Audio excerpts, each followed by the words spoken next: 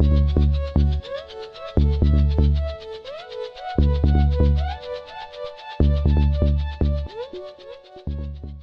this video, we're going to talk about multiplying integers. And the biggest thing with multiplying integers is you need to remember two things. When you're multiplying, if both numbers have the same exact sign, your answer will always be positive.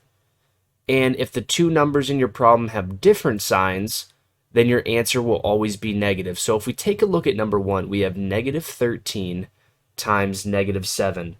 They have the same sign, so this one's negative and this one's negative.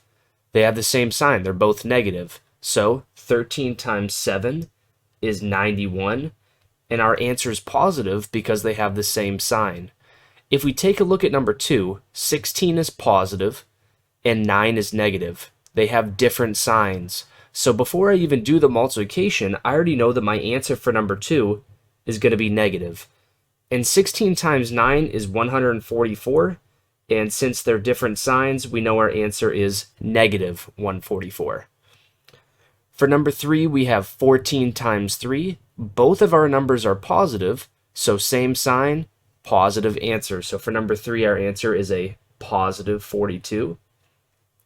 And finally, for number 4, we have different signs. The 20 is negative, whereas our 10 is positive. If they have different signs, we know our answer is going to be negative. So 20 times 10 is 200, but we know that it's going to be negative 200, right?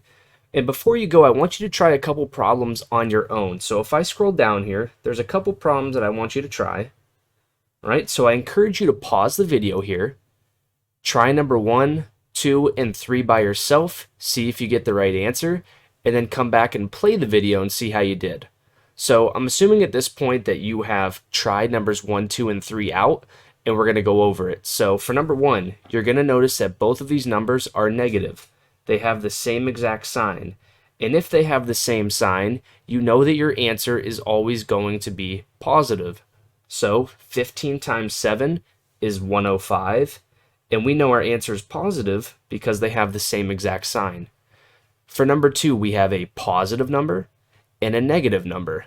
Different signs means a negative answer, so 12 times 3 is 36. And since they're different signs, our answer is negative 36. And finally, for number 3, we have two positive numbers. They are the same sign, they're both positive, which means we're going to have a positive answer. In this case, it's 66. All right, and hopefully after watching this video, you're able to multiply integers without an issue, and I'll see you in the next video.